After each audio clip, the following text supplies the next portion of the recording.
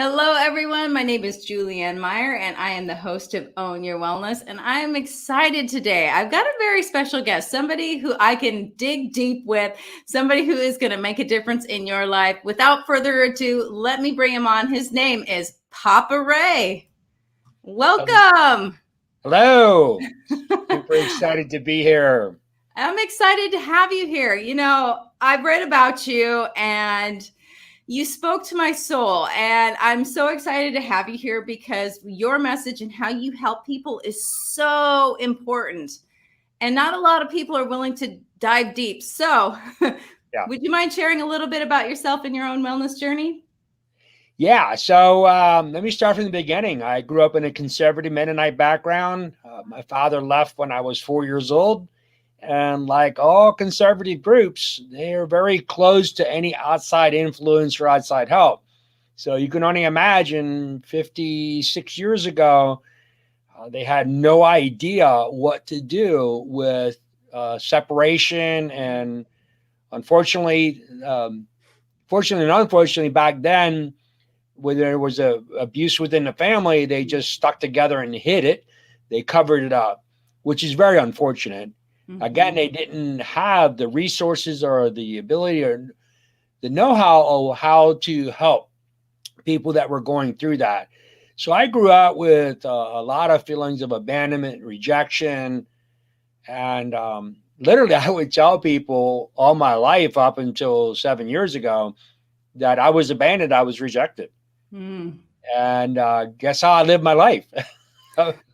Very, very much like I was abandoned and rejected, because that's what I told everybody. Mm-hmm. And worst of all, that's what I told myself over and over in my self talk and how I thought and what I did.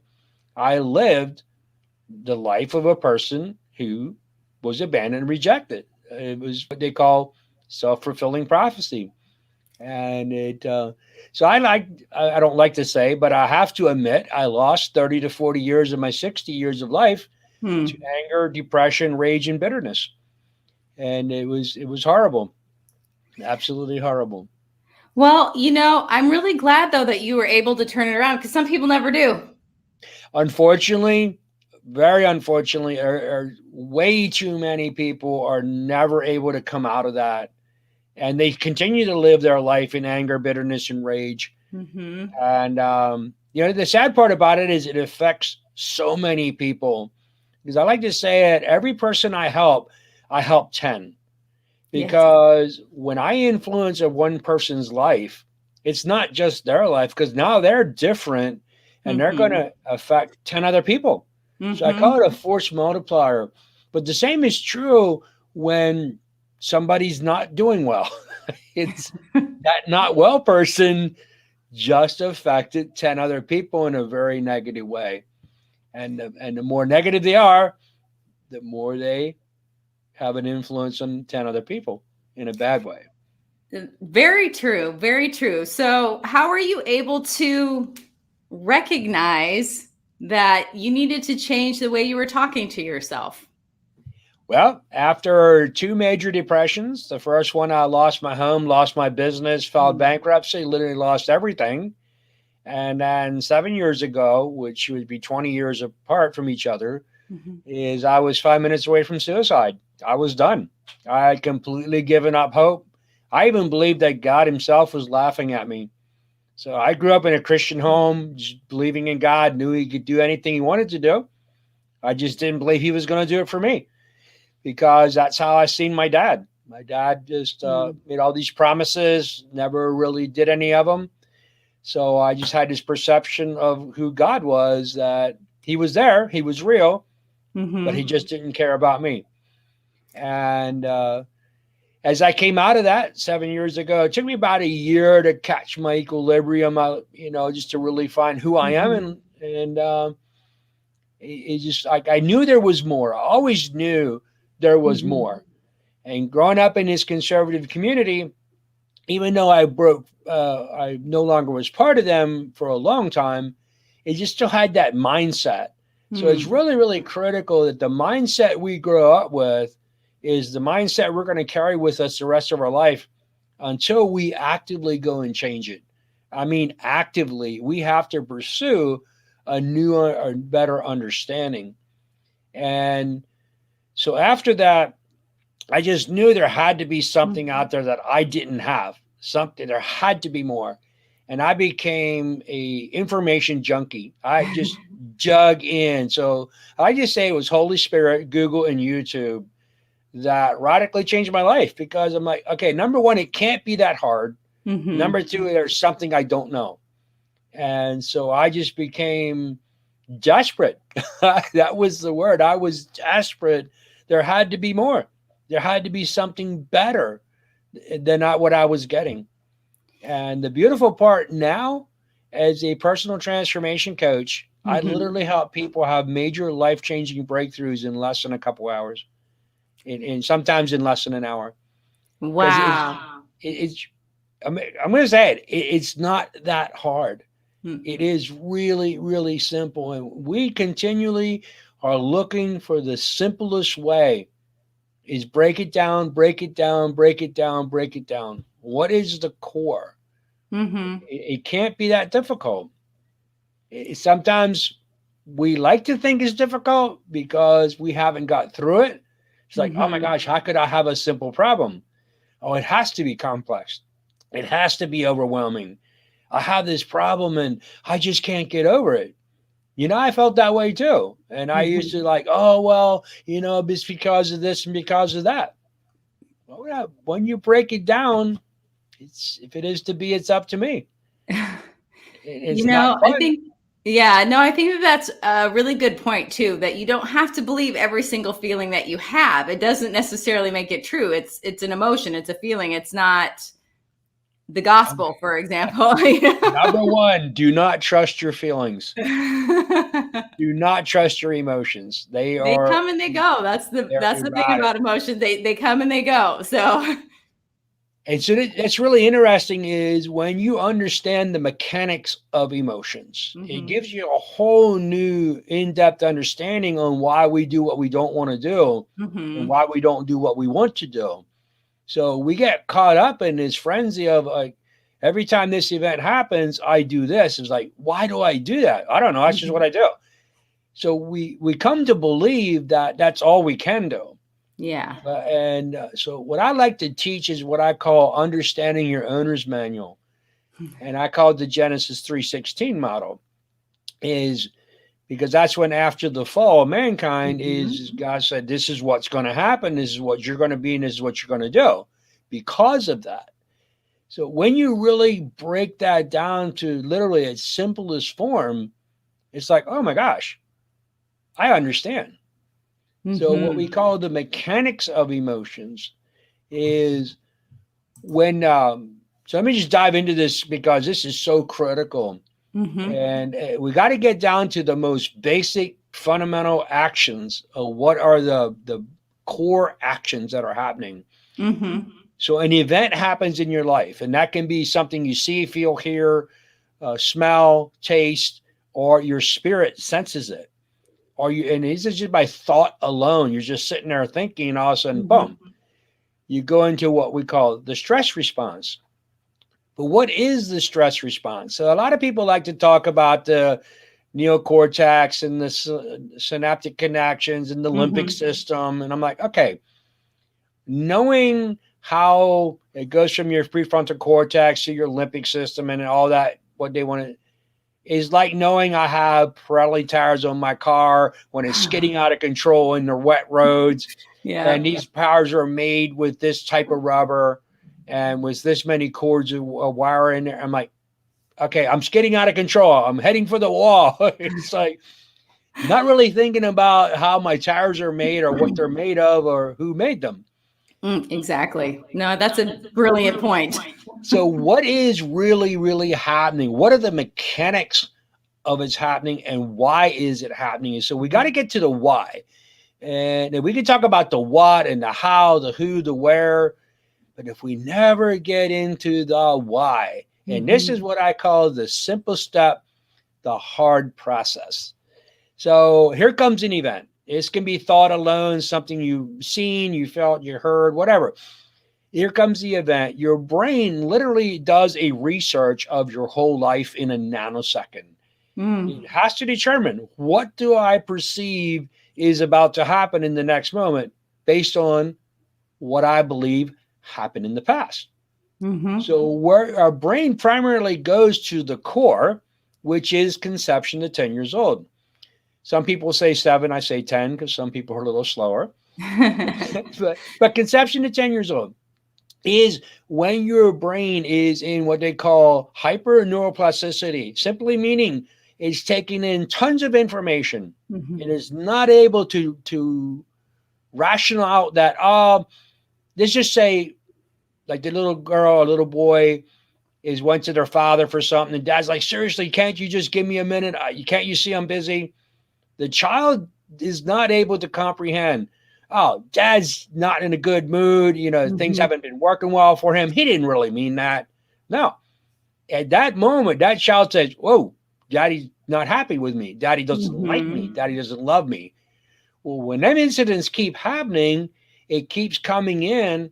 And this is the programming that our brains are not able to say, oh, dad's just, in a bad Mm-hmm. mood. No, it becomes in as truth. Yeah. Our brain is taking in so much information at one time and all of its truth. Here's the problem. Here we come, 30, 40, 50 years old. We never went back and reprogrammed them lies and said, Mm-hmm. no, that is not truth. But what happens is that 2-year-old, that 3-year-old, that 5-year-old, that 6-year-old is taking in all that information and it's Mm-hmm. compiling and it's connecting together. Like Yes. all them bad things are connecting to each other. Here I am, 60 years old. Here comes the event. My brain does the research. What is the meaning or what I perceive is about to happen based 100% on what I believe happened in my past? Primarily, what happened at my core. Mm-hmm. Now, here's the interesting part. When my brain perceives a threat, we go into the stress response. Cortisol and adrenaline, we want to be safe. It's called the fight or Mm-hmm. flight. Adrenaline obviously makes your heart race faster, your pupils Mm-hmm. dilate, your saliva dries up, your organs shut down so that you have more energy into either running or fighting. Now, interestingly, what does cortisol do? Cortisol rushes through your brain and in a nanosecond takes away your cognitive, creative thinking, processing ability. This is Mm-hmm. so key to understand. Cortisol will take your brain's ability to process from 720 bits of data to as low as 20 bits of data in a heartbeat. Wow. It's all designed to keep you safe. So your brain's number one goal is safety. Mm-hmm. When you're safe, your brain's number one desire is pleasure. So I want to be safe. Okay, Mm-hmm. now I'm safe. Now I want pleasure. So let's back up to where I don't feel safe. Is the cortisol takes away your cognitive thinking, processing ability, takes away all your creativity. Is like, let's just say you see a bear. Well, Mm-hmm. it's a black bear. Black bears are more afraid of me than I am of them. It's a brown bear. They're just kind of mean. Or it's a polar bear. They eat everything. Your brain just says, no, bear, run. Mm-hmm. Don't fight this thing. Just run. So your the cortisol is taking away all that creativity. Now, let's take this Mm-hmm. back to a husband and a wife, or a father and a child. They get into an argument. All of a sudden, they feel a threat. Mm-hmm. Their cognitive thinking processes drops dramatically, and this all happens at the speed of light. Now, can you imagine? And I'm sure you've seen this. Everybody's done this. Is somebody says, if you say, or if you do, and then you're like, oh, really? Oh, if you do, I will. Oh, no, if you do, I will. Oh, no, if you do, I will. And we start what we call going up the ladder. And in 2 minutes Mm-hmm. flat, we're in a knockdown, drag out, screaming, shouting match. All because when you perceived a threat, your brain's cognitive thinking processing ability greatly dropped and you need to be safe. And you say whatever you need to say to make that other person back up. Well, what is that other person? They felt threatened. So they need to push in and they need to say and do whatever they need to make you back up. Mm-hmm. So then we just kind of go up the ladder and we just like, well, if you do, I will. Well, if you do, I will. If you do, I will. And in 2 minutes flat, we are saying things that are shocking ourselves. Like, seriously, I just said that. Mm-hmm. But we can't back down now because we think if we say one more thing, we're going to back the other person down. Mm-hmm. What? And then this goes out of hand. Now, what happens? The shouting match and the words you spoke became that other person's internal memory of the next time they have an event with you, that is going to come to the forefront of what you said the last time. Mm-hmm. So we are the sum total of every part that makes up the whole who we are. Everything goes into our brain is stored there. Mm-hmm. And as our brain does that research of our whole life in a nanosecond to determine, is it safe? What is going to happen? What happened in the past? And it calculates all that. Now, as it calculates what happened in the past, it also checks in one thing before it responds, and that is my emotions. How do I feel right now? Am I not good? Am I in a good mood? Am I in a bad mood? Where am I? And that's really simple. Like, you ever drive down the road and you're just really happy-go-lucky. Things are just really clicking and things are coming into place. Here comes this guy flying up beside you, trying to cut you off. And you're like, he's in a hurry. Let him go. It's fine. I'm all right. Mm-hmm. But what happens when you just got the phone call you didn't want, your spouse or your friend or your employer or your employees, or things are just going sideways? Here comes the same scenario. Guy comes flying up beside you, wanting to cut you off. You see it coming. What do? You step on the gas. You're not getting in front of me. What happened is our emotions. That's the only thing that was different, is how do we think and feel about us. So when this event is occurring, our brain does a research of our whole life in a nanosecond, determines what do we perceive is about to happen in the next moment. Now, our brain checks in. Ray, how are you feeling? Are you good? Are you not good? Well, I'm not so good right now. So, boom, cortisol and adrenaline get released. Drops my cognitive processing, and I want to be safe above all things, and I do crazy things to make sure that I stay safe, even flying up behind somebody way closer than I should, just so that other person can't get in front of me. It all happens so quickly. Yeah. So now I can imagine people are going to say, well, what do I do? Yeah, Exactly. I totally get it. I do that. I find myself doing that. I can't believe I do that. Why do I do that? It's real simple. Our brain remembers everything that ever happened. So when my brain's doing a research, here comes this event. My brain does a research. What's the meaning of that? Oh, it's not going to end up well, and I'm not in a good mood, so I'm going to respond in a bad way. Why did I respond that way? It's real simple. Now here's the hard part. Every fruit has a root. So that means as my brain did that research, I gave that event a meaning when it first happened. Guess what? I myself am allowed to rewrite that meaning.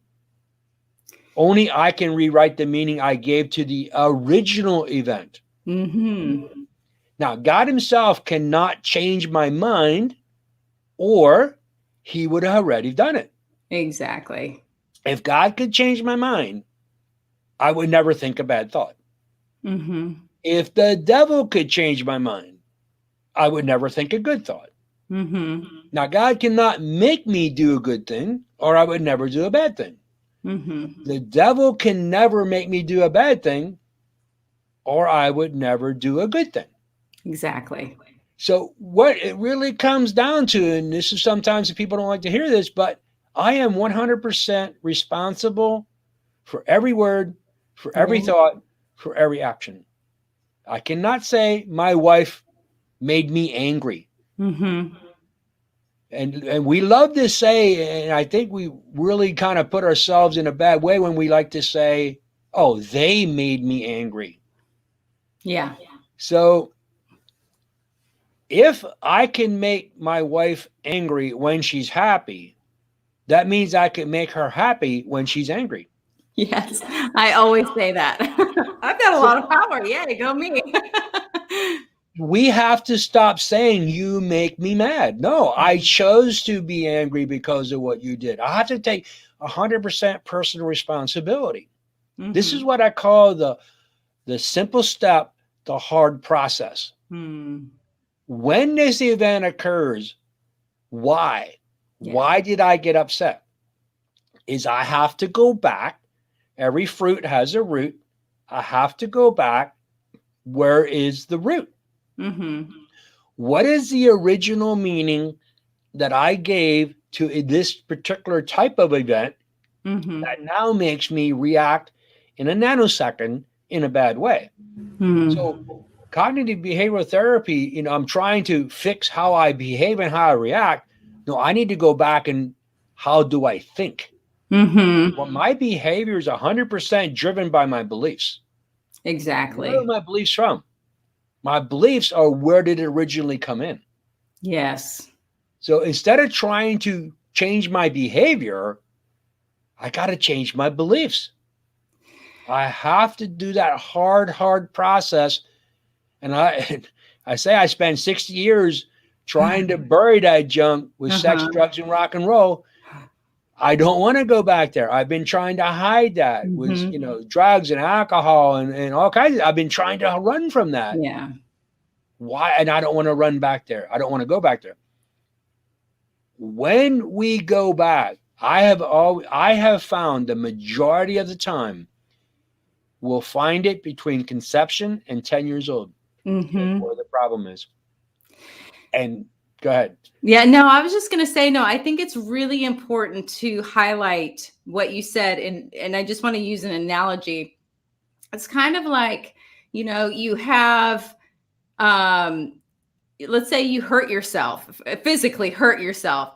You can take ibuprofen until the cows come home, but that doesn't fix what's going on. That doesn't fix what's broken. So if you don't, you can take and look at all the symptoms that you want. Yeah. That's not going to fix the problem. Yeah. That's not what's going to actually help you. So you really do need to go back and take a look. Because like you said, everything is based on those first fundamental beliefs, and everything that happens after, you bring it in to confirm what you think you already know.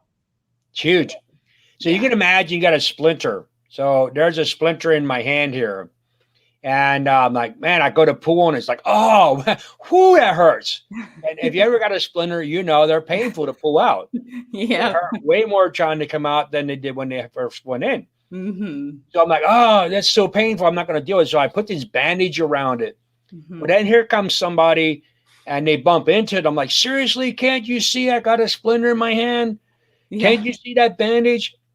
So what do? It's like we go to tug on it. It's like, that's so painful. Mm-hmm. So we put this big bandage around it. Mm-hmm. Somebody comes and bumps into that. When by now it's so infected and so sore that even the littlest touch is painful. Mm-hmm. And we're like, seriously, you can't see this big bandage I have? So we put this big barrier around our arm. Mm-hmm. And somebody comes and bumps on the other side of us, and the pain vibrates, the shock vibrates through our arm to the other side, and we get all upset. It's like, you can't see it. Well, no, I couldn't see that. I'm sorry, I did not intend. Well, you should know better. So what do? We put this big hoop around us. Mm-hmm. Well, inevitably, somebody bumps into the hoop somewhere. It vibrates through. And we're like, seriously, you can't see it? No, I couldn't see that at all. It was not in my intent. Oh, well, if you can't respect me, I'm going to build this big wall. So then you can't touch me. Yeah. What then somebody shouts over the walls and they were like, ah. So we built bigger walls, and we keep pushing people out and pushing people out because we're not willing to deal with pulling out the splinter. Oh, And amen. by now, this thing is so infected. It is so bad. When we go to deal with it, it is excruciatingly painful Yes. because we've been trying to cover it up. Exactly. I have clients in my personal transformation coaching that they're very, very resistant. Well, no, it's not back there. It's not in there. It's not in. That's not the problem. That's not the problem. I'm like, yeah, it is. Yeah, it is. And if you don't want to look, that's usually what it is. Yeah. Actually, I had one client where we were working along, and I said, and we need to talk about, and she knew exactly what I was going to. She goes, no, we won't. She goes, I won't even tell my best friend about that. I won't even talk to my best friend about it. Yeah. Sadly, 3 years later, she's not at optimal performance. I can just see very clearly that she never dealt with it. Yeah, exactly. It's such a shame. Well, that's the thing about coaching is you can help lead somebody to it, but you can't do it for them. So, oh my goodness! If only you could open their brain and just readjust a couple of adjustments and rewire a couple of things, it would be amazing. So this is your website, correct? Down below for coaching. Yes. So for people to reach out, what can they find on your website there? So my website talks about the different programs we offer. We do a very, very intense immersion where I literally will stay in somebody's home for 3 to 5 days. Oh, wow. And I stay there, eat meals there. We start our session at 8 o'clock in the morning and we go to 6 o'clock that evening. And no phone calls, no interruptions. It is in your space, in your face. I love that. I've never heard that before. That is fascinating. I love your approach. We have a 100% money back guarantee. If I don't change your life, I will give your money back, including any travel costs anywhere in the world. Wow. But in those 3 days, if I do not make a difference, a significant difference in your life, I will give your money back in airfare before I leave that day. There's only one condition. Like I said, that lady wouldn't go to that one place. I will tell you 3 times. And if you're not willing to go there and talk about it, I leave because I can't do anything then. Exactly. You can't help somebody who won't help themselves. Yep. It's a simple step to hard process. A simple step is we got to go back to the root. The hard process, going back to the root. Yeah, exactly. It's not easy, but I tell you, it's extremely rewarding. We have a 95% success rate. Wow. Success meaning 6 months later, they're doing well. So we have a 100% success rate in helping people having a major impact in the moment. 95% success rate in 6 months later, they're still making progress. Strong. Yeah. Oh, I love that. On that note, we do need to go to a commercial break. So we'll be back in just a minute. Okay.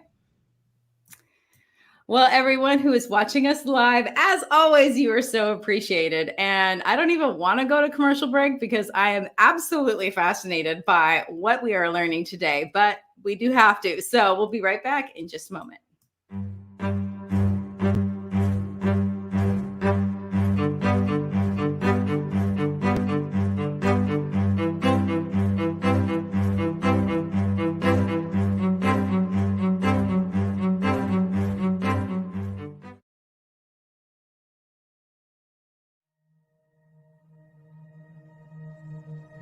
Now, you can vibrationally align your aura.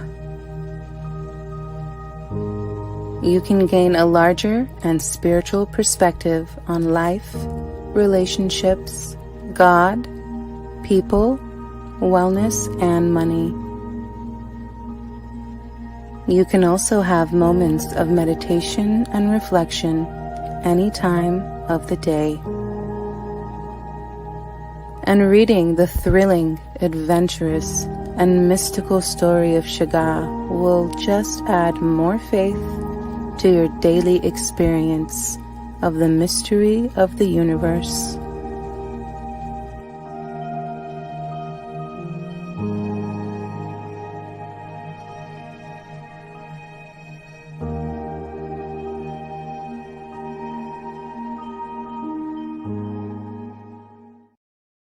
When drug or alcohol addiction take over, things begin to disappear. Your friends, your family, and eventually, you. Recommended by Dr. Phil, New Method Wellness can help get your life back with individualized treatment plans for dual diagnosis clients. New Method Wellness provides the most highly credentialed treatment in a safe and welcome environment. Call New Method Wellness for your free consultation and ask about our national accreditations. Together, we can put the pieces back together.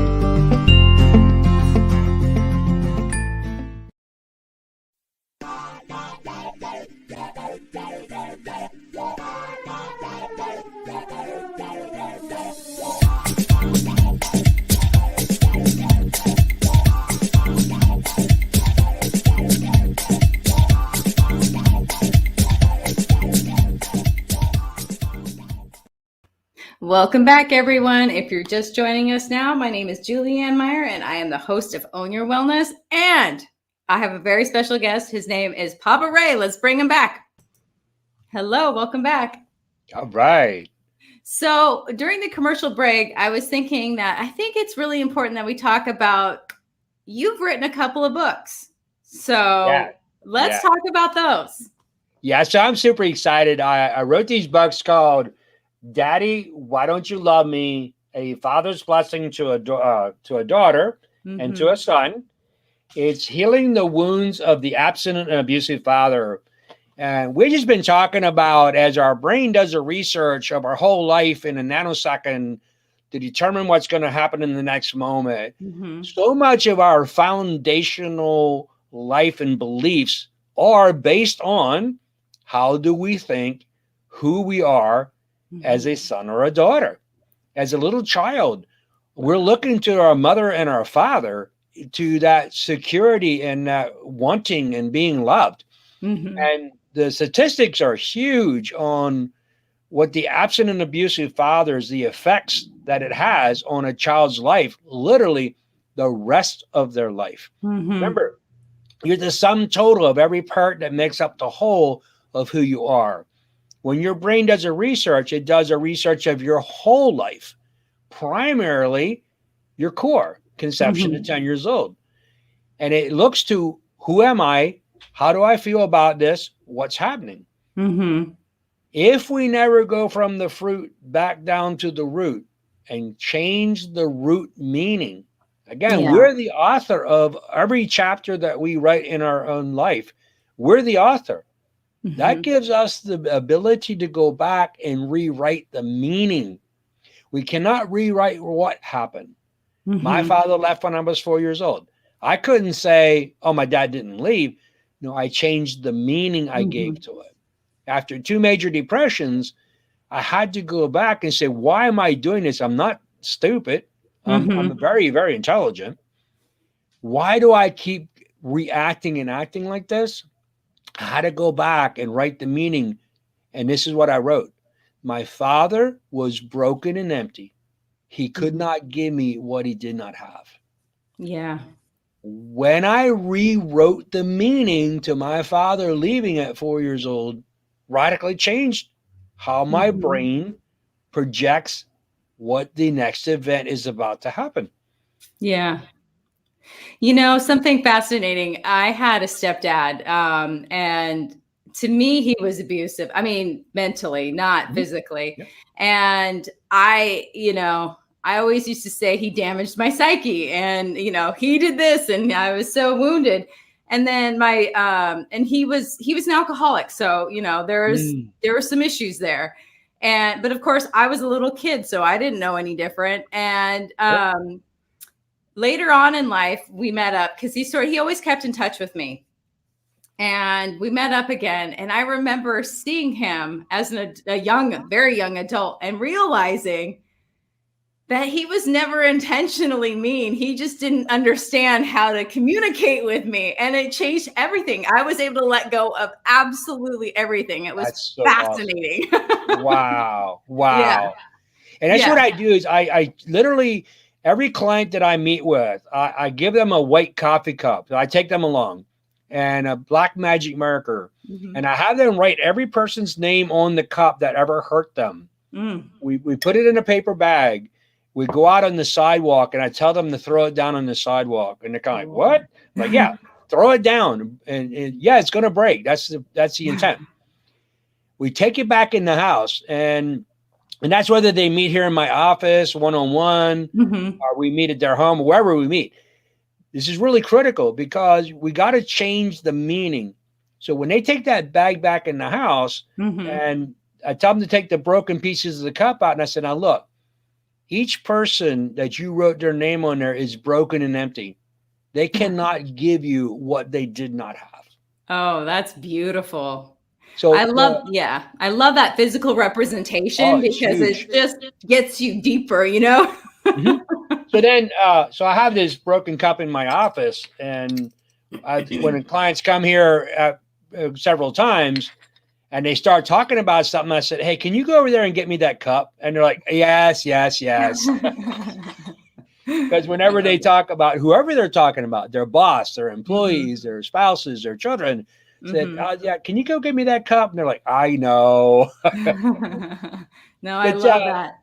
So another really critical part in the book here is I stand in the place as a father and I share a blessing starting from conception, first, second, third trimester, birth, infant, toddler, youth, adult. What am I doing is I am literally speaking to every part of their life. If you know the truth and the truth sets you free, that would mean if you're not free, you don't have the truth somewhere. Let me say it again. If the truth sets you free, that means if you're not free, you do not have the truth. That is wonderful. Oh, you just changed my life. So thank you for that. So every time that we feel pain, every time we feel rejection, every time we feel abandonment or stress or worry or fear or anxiety or doubt, where's the lie? Where is the lie that makes me think this? Yes. That's powerful. Yeah, it is. It's so I have this simple 5 steps. It is stop. What am I thinking? Why am I thinking that? Is it true? What's the truth? Yeah. So we have 40 thoughts a minute, 70,000 thoughts a day. Dr. Joe Dispenza says that 50% of what we're thinking is the same as yesterday. Why? Why are we constantly recycling the wrong thinking? It's real simple. We never stop. Say, Ray, what are you thinking? Stop. What are you thinking? Yeah. Why are you even thinking that? Why are you doing that? So you ever get stuck in the mud or in the snow in your car? First thing you do is hit the gas. Spinning. That doesn't work. You throw it in reverse. Step on the gas. Yeah. What do we do when we get stuck mentally? We think and not think. We're trying to think what we're thinking. Yeah. Stop. Yeah. Stop. What are you thinking? Write it down. What are you thinking, Ray? Oh, I'm thinking this. Why are you thinking that? Oh, write down the answer. Well, I'm thinking that because. Oh, why are you thinking that? Yeah. Oh, because. Why are you thinking that? At least 5 or 6 times. Why you write it on paper. Do not type it on a computer. Why are you thinking that? So when you write with your hand, you're activating the neuromotor sensors in your brain that activates more of your brain to participate in what you're doing versus typing. Yes. Very important. Every answer you write, why? Ask why. At least 5 times, at least. Mm-hmm. Now, here's the key. You're going to find the why. Mm-hmm. It's unless you are willing to stop blaming and shaming, nothing's Mm-hmm. going to change. True. True. I had to stop blaming my father. And I Yeah. just realized I had to stop blaming my mother. Mm. Here's really something really intriguing, and I'm going to be very vulnerable. Here, just in May, I've been married 36 years to the same amazing woman, and my mother took us out for dinner, and I Mm-hmm. started to tell my mom these amazing things that are happening, and my mom said, "Yeah, but," everything I said, she goes, "Yeah, but." I'm like, Uh, "Mom, can't you just be happy for me?" She goes, "Yeah, but." I'm like, "Are you kidding me?" On the way home, I said, "Oh my gosh, now I know why I got so upset with my wife when she didn't agree with what I was doing or my new idea. I was yes. projecting my mother onto my wife." Yeah. And Wow. ever since I came to that epiphany, my relationship with my wife has radically, dramatically shifted That is so because wonderful. I never realized how negative and unsupportive my mom was. Even though Yeah. she would say, "Oh, I'm trying to support you," she cannot give me what she does not have. Mm-hmm. Now I've been able to release my mother, and I've been Mm-hmm. able to release my wife. It's just unbelievable. Yeah. Wow. That's profound. That is absolutely profound. Simple step, Yeah. hard process. What Exactly. what's the fruit? Go Mm-hmm. back to the root, change the Exactly. meaning. I have to change the meaning. Mm-hmm. If I'm not So willing to go back and change the meaning, don't do the exactly. work because it won't help. Mm-hmm. Just agitate the pain and nothing will change. Before we continue, though, we can get your books on Amazon, correct? Yes, Okay, perfect. I just want to make sure everybody knows where to find them because then yes, they can go get them. Could you hold them up one more time for us? sure. Yeah. It's Daddy, Why Don't You Love Me? There we go. Healing the wound, or a father's blessing to a son and a father's blessing to a daughter. Perfect. Thank you. Healing the wounds of the absent abusive fathers. I love that. And then also, I know you have another website. There we go. Father's Blessing. Yes. And that's another place where people can get a hold of you. Yes. On that website, it also actually have a video to speaking to the daughter and speaking to the son, two separate videos. And it just goes into that website's really just focused around the father wound. So it's very dedicated just to healing that and helping people work through that. And the reason working through your father wound is so critical is every fruit has a root. It Mm-hmm. will literally dictate the rest of your life. And as I Yeah. stood in a place, when I do these intense immersions or any coaching at all, when I stand in the place of that father, like I do in the book, Mm-hmm. and I share a father's love to a son and a daughter, and I've done this for thousands of people, and I want to do it for millions more, and that's why I wrote the book. I love So that. when I do that, it literally moves the needle more than anything else that I've done.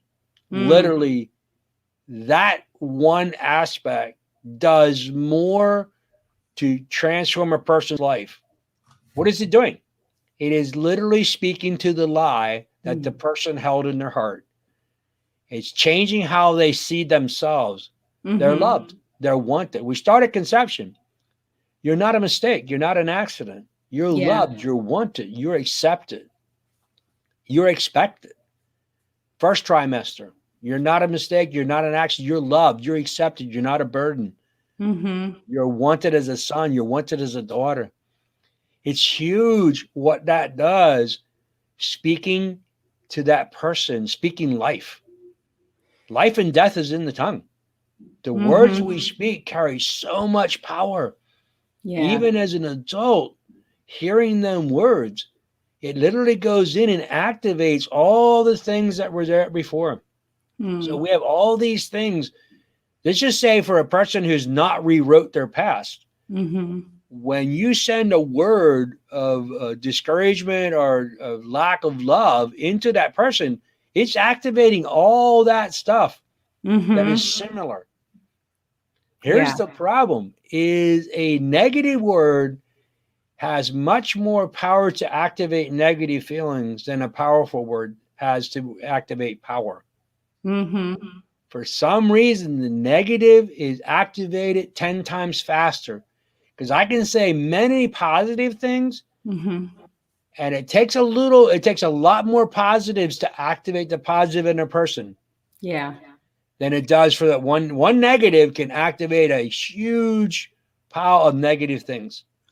I feel like it has something to do with the fact that your brain's trying to protect you. So it's, automatically going to go up and notice that as a threat. So Chris Voss was the head negotiator for the FBI, wrote a book, Never Split the Difference. Mm. And he says that you will fall to your highest level of preparedness. Now, I found this really intriguing.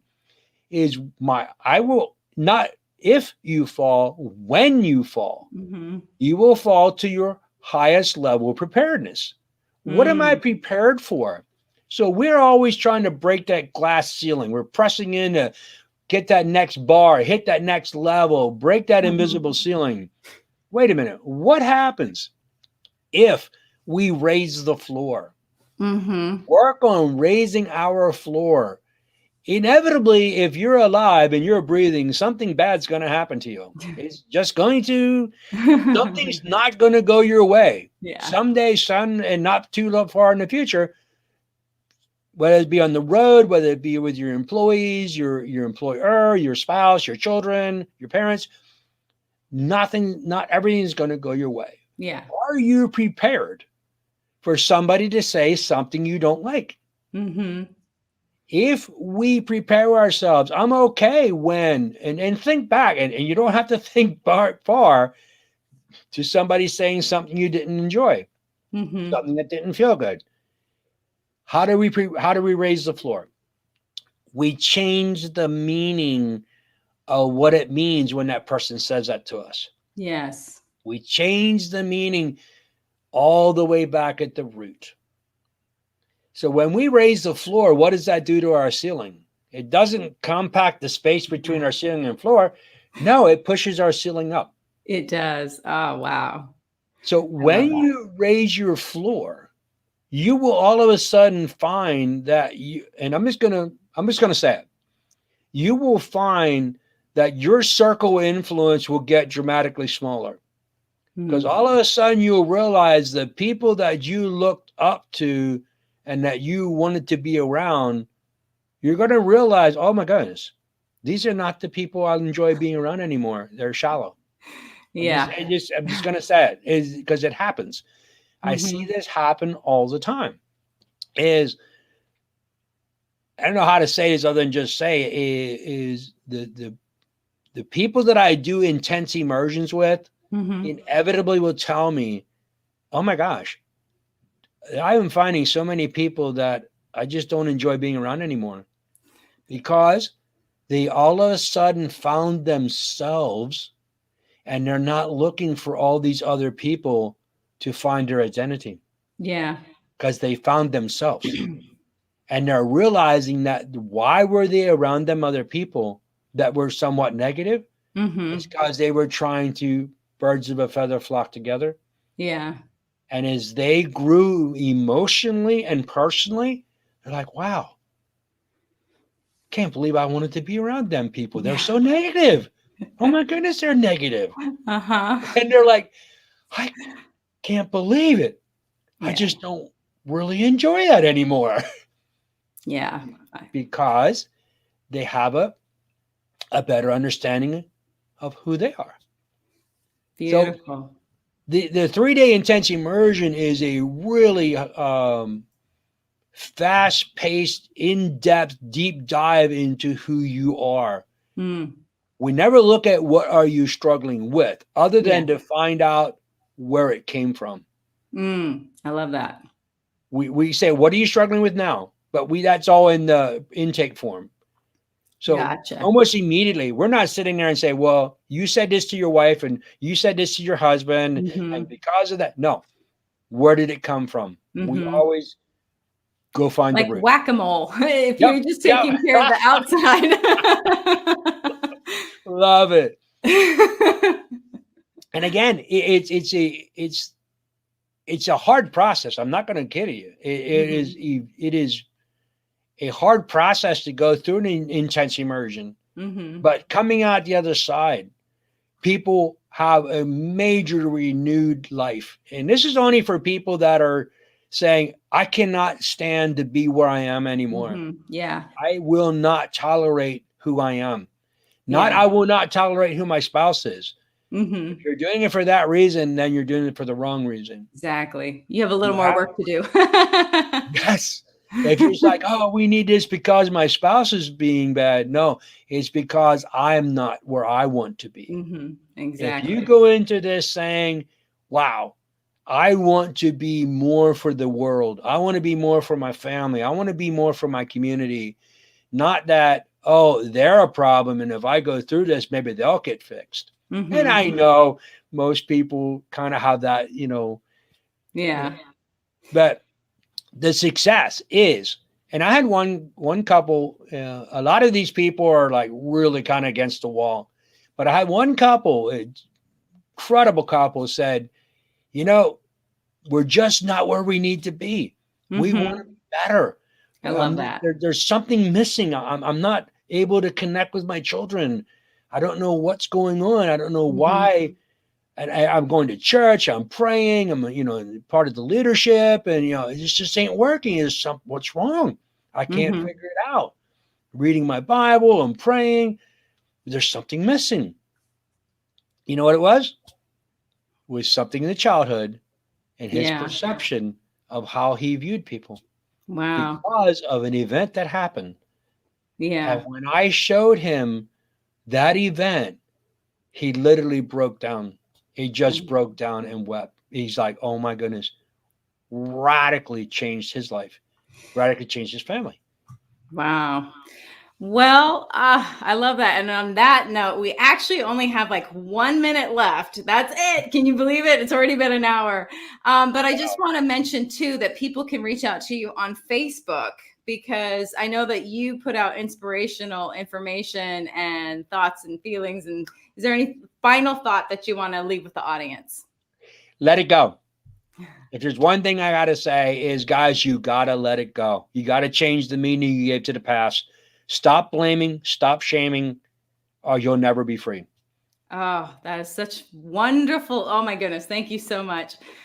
Unfortunately, that is all the time that we have for today. Papa Ray, thank you so much for being here today. It has been an absolute pleasure to be able to hear you speak, and you have given me such golden nuggets, and I just want to say thank you. I want to be for the world what the world was not for me when I needed them the most. So it was an honor, and it was my pleasure to share with you and your audience. Oh, thank you so much. And hopefully you'll come back on the show again. Would love to. Awesome. Have a great day. Thank you. You too. Unfortunately, that is all the time we have, and I could listen for quite a bit longer. So we definitely need to have Papa Ray back on the show again. But as I mentioned, that's all the time we have. So until Thursday, have a great week, everyone.